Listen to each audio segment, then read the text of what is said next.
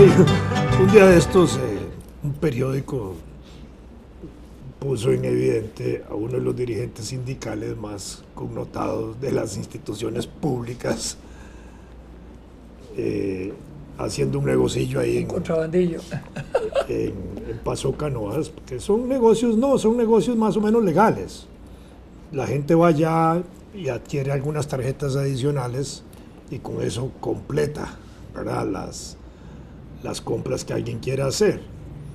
El asunto está en que depende de quién lo haga, porque si eso lo hace una persona que pasa criticando a todo el estatus político y acusan con mucha frecuencia de corruptos a dirigentes políticos y a personas, de ese tipo de prácticas pasan a ser una especie de corruptela chiquitilla que no deja de ser corrupción, digámoslo así, porque mi abuela decía que roba un 5, roba un peso, ¿verdad? claro. Es decir, igual es un contrabandito pequeño o un negocio pequeño donde se usan Es cosas un acto delictivo. de ese tipo de cosas, pero es que es una hipocresía tributaria, es una hipocresía política, es una hipocresía social, económica, de todo tipo, la que existe, que permite eso, ¿verdad? El problema es quién lo hace, nada más quién lo hace. Pero, en este pero caso hay ciertos límites en Golfito. Yo he ido a Golfito y he comprado el mío y para completar una vaina que tenía que hacer, tuve que adquirir, comprar una, sí. Pero lo que traje, fueron 3 productos grandes. Sí, perfectamente así. Bueno, ahí traían una venía una huaca, exactamente. bueno, iban varios dirigentes, Pantalla, aparentemente del mismo sindicato. Tal vez uno podría pensar que era para alguna fiesta sindical. Puede ser. Para fines benéficos del sindicato, ¿eh? Porque si hubiera sido monjitas, uno pensaría es para que la congregación reparta entre los o haga rifas. O haga rifas, claro. El asunto está en que ese es un asunto en que una persona que ha estado cuestionada, que ha estado vigilada, que ha estado en la opinión pública con toda la lupa puesta, pues debería tener pies de plomo para andar, para cuidarse, para exhibirse, ¿verdad? Sí. Además de que es un poco bocón, que a veces no liga la lengua con el cerebro para expresarse, y entonces provoca que haya muchos sectores que se le enfrenten. Y en este caso, pues lo han exhibido una vez más. Pero me parece que se podría simplificar la ecuación, digamos, diciendo que es un político, finalmente. En el sistema capitalista los sindicalistas son políticos, que no se puede negar. Es que si sobreviven, ¿verdad? Yo no conozco uno en Costa Rica. La actuación de un sindicalista es una actuación política. Por eso, pero tanto desde el punto de vista sindical, en tanto se están religiendo constantemente, hasta por sus posiciones públicas. Bueno, entonces, digamos, lo que la sociedad les permite a los políticos, incluso religiéndolos con todas esas máculas, bueno, le va a permitir a los dirigentes sindicales que son políticos. Lo que pasa es que están bajo la lupa. Para parecer por cínico. Todas las circunstancias estas de los privilegios y todo, están en este momento bajo la lupa. Pero, ¿cuántos políticos de los nuestros, importantes, con aspiraciones resurgentes, no han estado bajo la lupa? Es decir, es una cosa... No, pero bajo la lupa de privilegios y cuestiones económicas. Sí, justo. A eso me refiero, ¿no? Bajo la lupa están todos. Por eso son políticos.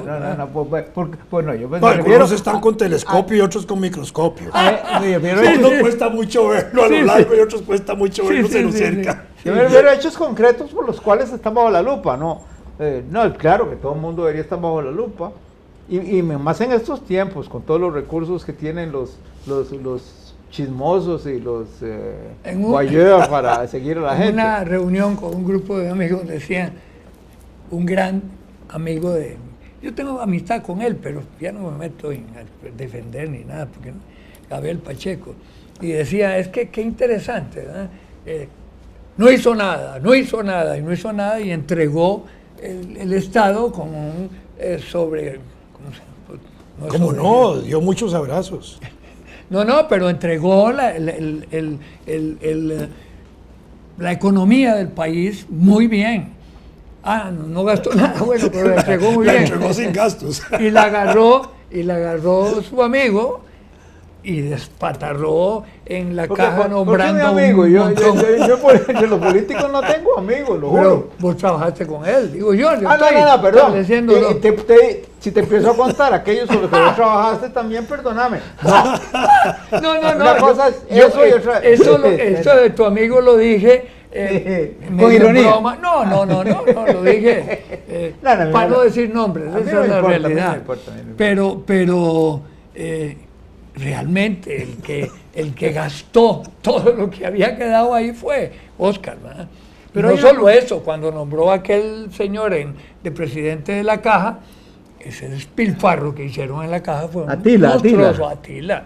Sí, claro. Sí, en fin, hubo cosas que se las perdonan porque es premio Nobel, no sé. No, pero No sé. aparte, hay en todo esto una especie de actitud y aptitud de la sociedad para aceptar que las reglas del juego son esas. Es decir, si un día de esto la FIFA decide que se puede jugar los partidos de béisbol con un garrote en la mano, de fútbol con un garrote en la mano, de ahí los árbitros tendrán que aprender a pitar los garrotazos demasiado duros. Eso es lo que nos ha pasado. Nosotros ya hemos creado una especie de ámbito dentro del cual se puede meter la mano. Y la verdad es que eso puede parecer cínico, pero si es como ocurre. ¿Cuántos? No es que parece, es que es cínico. ¿Cuántos? ¿Cómo? Ya, claro. Sí, es que... Ya, eso también es cínico. No, ve usted, aparece un ejemplo. Parece que no tiene que ver, pero sí. A ver. Dicen ahora que ya casi hay 4.000 cubanos ahí en ese avatar de migratorio. Agarran a dos. Uno que se birló seis cervecillas y a otro que iba conduciendo una moto ebrio. Y hay un periódico por ahí que arma un escándalo. Y te digo yo, en una población, en cualquier población costarricense de 4.000 habitantes, pasa eso y no se dice nada. No es que me parece bien que un cubano se haya tratado de chanflear, como dirían a la abuela, 6 cervezas. No está bien. Pero hacer un escándalo que trata de manchar a todos esos cubanos, porque bueno, yo no los conozco, no tengo una razón para decir que son... Ni los hemos visto pasar. Yo no los he visto pasar. Y al otro, pues que iba en una moto con medio humas, de ahí, no es que sea tampoco cosa... ¿Cuántos ticos andan medio humas y con tragos entre Humas pecho y medio. espalda?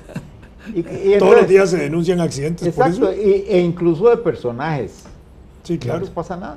Y de funcionarios públicos. Exacto. Entonces es que hay ahí una especie de... Y de ministros y de altos ejecutivos.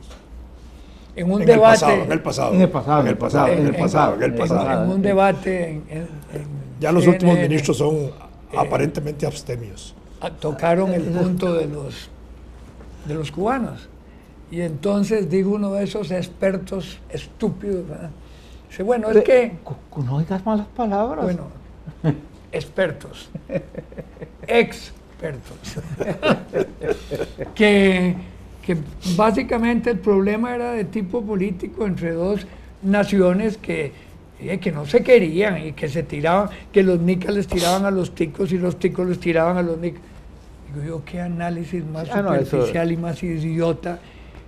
Le iba a mandar un email, ¿verdad? Porque me dio cólera que fueran tan superficiales. ¿Y era costarricense? No, hombre. Bueno. Un mexicano gringo, de esos que viven allá. Un pocho. Un pocho, sí. Un pocho. Sí, Un bueno. pocho. ¿Vos sabés lo que es un pocho? Un pocho. Un pollo. Ahí, Es un hijo de puta. Una gallina frita. Es un hijo de puta con pretensiones de sana babicha. Este es un mexicanismo. Un mexicanismo, sí. Un pollo, el hijo de una gallina. El Pocho Telles. El pocho Telles. ¿Te acordás de Telles? Claro. Sí. Jugadísimo Yo lo ese conocí carajo. muy bien. Sí, carajo. Estábamos un día en una manifestación frente a la embajada americana, bravísima contra Vietnam por la Que los pasó adelante. agresión. Y el bandido ese sale a la puerta, ¿verdad? Y entonces invita a la dirigencia estudiantil que estábamos ahí a participar en una conversación con él en privado, en la embajada. Y ahí. Entonces los que estábamos ahí dirigiendo la marcha, y dijimos, sí, vamos a plantearle nuestra protesta. Lo vamos a aplastar. Y entonces y ahí entramos un grupo de dirigentes ahí a la embajada cuando estaba allá en el centro de San José. Sí, sí. Y el bandido nos entretuvo tanto en la discusión que cuando salimos ya no había marcha, la habían disuelto. Ay, Y sí, así fue. Fue allá en el año 64, 65, por ahí. Sí. Pocho Tello. Jugadísimo, un carajo jugadísimo. Esa experiencia me sirvió después para aplicarla cuando yo era embajador en Venezuela, porque un día llegaron unos estudiantes a tomar la embajada y les hice lo mismo. Y además les dije, bueno, entran a hablar conmigo, pero sin teléfono. Les recogí los teléfonos y se los puse aparte ahí con una secretaria y los dejé incomunicados mientras hablaban conmigo. Claro, claro.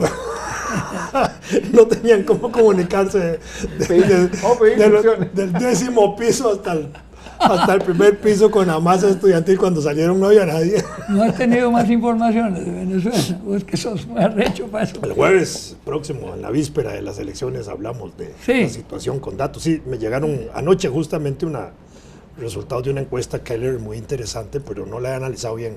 Ajá. Pero sí, tengo unos datillos ahí que lo podemos ver en un próximo programa. Próximo jueves. Bueno, hay que decir que el próximo jueves, porque hoy es lunes. Y por cierto, yo quiero aclarar, ya que los que me están yendo por radio no se van a dar cuenta, pero los que están viendo el Canal 2, si el programa lo pasan por Canal 2, yo ando con camisa rosada. Es que vas ahora.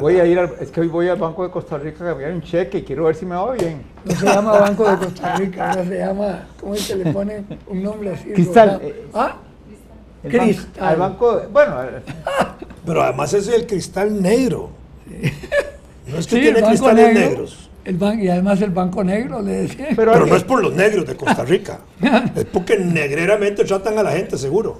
No, pero hay un funcionario que argumentó, o una funcionaria, no sé, que argumentó que la idea es de fortaleza, de la palabra cristal, que es muy frágil, ¿verdad?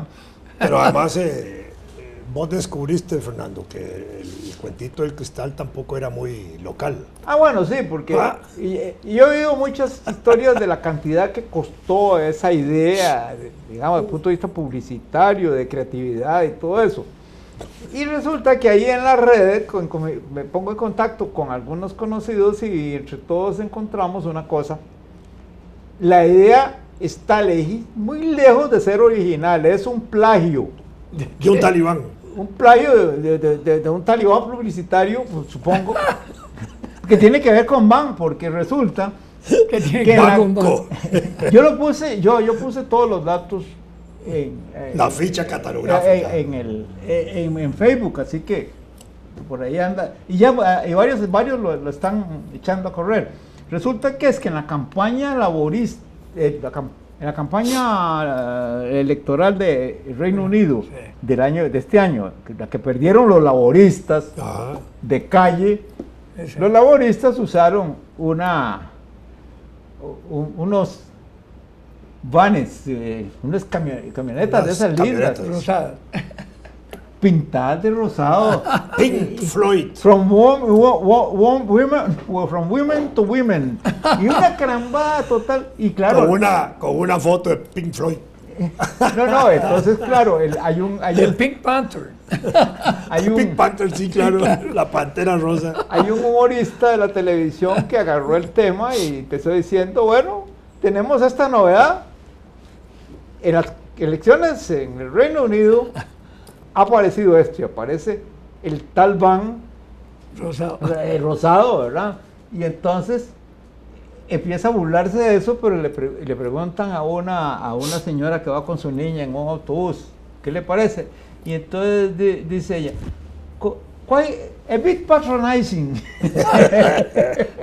Y después se suelta. Es divertidísimo, pero eso demuestra que ni siquiera son originales. Bien, Pero bien oíme, divertido eso. oíme, No, pero sí. sí hay que sugerirle al banco que haga otras cajas. Es que- Una caja con color celeste Claro. No, para pero los es que hombres, supongamos que es el color sí, celeste sí. y no de los bebés. Una caja con colores del arco iris. Y una caja Ahora que negra está de para los moda. muertos. Ahora que está de moda. Sí, sí, sí. sí, Y después la diversidad. una caja, yo subiría un color gris para la tercera edad, ¿verdad? Y ahí llega uno. Y una llega- negra para los muertos. Y hay una blanca. Cajita blanca Cajita para los que blanca. creyeron que los iban a meter en Para los que creyeron que les iban a dar préstamos bajados de interés, etcétera, sí, claro. Pero qué, O sin tasa prima. ¿qué sentido? Es decir, están haciendo una división totalmente artificial. O negros, entre- pero para los negros también. entre Y hombre y amarilla mujer. para los amarillos de Costa Rica, para los chinitos, que es una comunidad que puede ser más grande que la de los negros. Exacto. Y además con más maneja plata, con más maneja plata. Sí, claro, claro. ¿Ah? No, yo propuse una que la está también en mi Facebook. ¿Cuál? Una morada. Porque los apicistas son como el 45% de la población. No, y además casi todo el mundo está demorado al momento de los pagos de los No, eso es préstamos. otra cosa. No, no, no. Bueno, eso me Deberían dar confites también y chicles a la hora. Un chocolate. A mí me gustaría un chocolate en la caja. Pero no, una señora amiga mía me dijo que ella estaba de acuerdo con eso siempre y cuando en cada en cada una de esas oficinas pusieran un beauty parlor.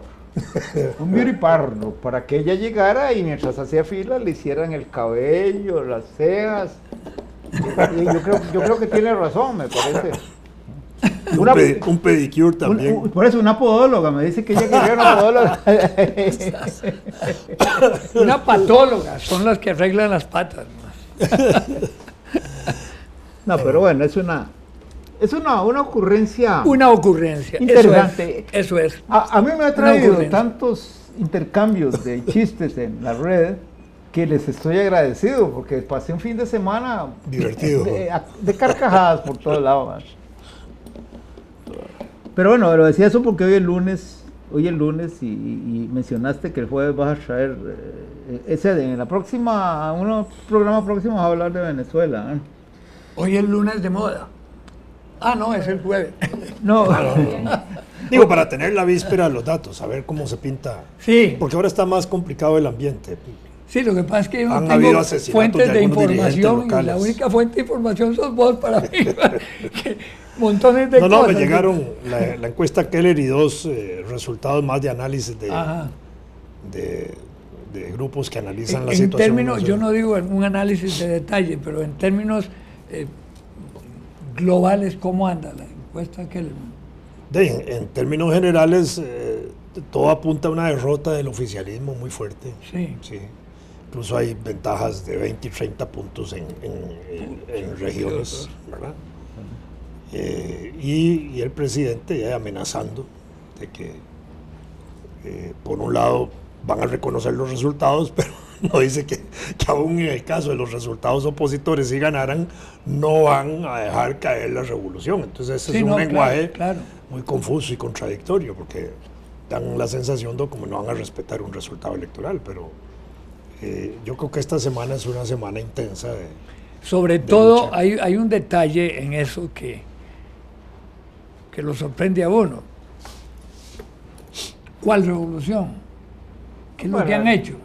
Eso es fascista, totalmente. Eso ya lleva una discusión. No, es que sí es una es. revolución, porque nosotros pasamos hablando de la revolución de 48 y yo tengo no. unas dudas del diablo. No, eso es otra cosa. Lo que ellos llaman revolución. Sí, pero es que cuando Chávez inició, yo dije, sí, eso es una revolución extraordinaria la que hizo Chávez en ese momento. Pero a lo que han llegado, eso no tiene cara de ninguna, ni de Los izquierda, mexicanos- es más fascista que de izquierda. El PRI le llamaba revolución El Partido Revolucionario, ese. hace 15 años todavía o 10 pero esos son bautizos, ¿no? Bueno, No. por eso. Pues, entonces, No, digamos que una revolución en términos de Venezuela pues era rebajar la pobreza, que lo hicieron, Claro. acabar con el analfabetismo, que lo hizo Chávez, impulsar una serie de políticas sociales muy importantes, sí, pero Educación gratuita, una serie de cosas ni que hizo. siquiera nacionalizaron la banca. No. como en el año 48 en Costa Rica. Y si uno hace una comparación entre lo que estaba haciendo Chávez y lo que se hizo aquí en el 48, la revolución de Chávez es equivalente a la revolución del 48 en Costa Rica. Mi experiencia allá fue esa. Cuando yo llegué allá entendí que estaban más atrasados que nosotros, aunque estaban haciendo una transformación importante para Venezuela, pero ni siquiera habían avanzado a los niveles nuestros, ni en seguridad social, ni en vivienda, ni en un montón de cosas, teniendo ellos los millones de millones con los cuales podían resolver problemas más fácilmente, y sin embargo eso no resolvía de esa Yo manera. digo que el concepto revolucionario Sí, en acabaron, Costa por Rica ejemplo, fue más bien en los años 43, por ahí, con Rafael Ángel Calderón y la legislación laboral, la creación de la universidad, un montón de cosas que sí fueron revolucionarias, ¿no? Que provocaron... Bueno, era un resultado ya de evolutivo, porque seguros se habían establecido en la Constitución de 1917, en su artículo 10 se establecen seguros, y se establecen políticas sociales muy avanzadas, y se establecen ya en 1920 la jornada de 8 horas, y en 1928, cuando se crea el Ministerio del Trabajo, se acuerda redactar un código de trabajo que no se redacta, curiosamente, en el año 28. Pero ya había toda una tendencia en ese sentido de ir avanzando hacia la legislación social y laboral si uno importante. compara la evolución de esos años, que en mi criterio fueron revolucionarios, con el resto de América Latina, fue un modelo. Y en 1913, me parece, se había aprobado la ley del trabajo de México, y se habían hecho ya códigos de trabajo en Argentina, y algunos estados mexicanos tenían además su legislación laboral propia. Había un avance muy importante, y Cuba ya había en el año 40 elaborado su código de trabajo 41, por ahí. Ahora, lo que no se puede, digamos, cuando yo me pongo a ver el asunto, creo que la única revolución en el siglo XX, bueno, la de China, después, pero ya cambió. La bolchevique. La rusa. Sí, claro. claro. Y claro, esa fue la que pues fue generatriz de un montón de impulsos, ¿verdad? Que de ahí dieron lugar, impulsos que dieron lugar a la evolución, incluso el fenómeno llamado socialdemócrata.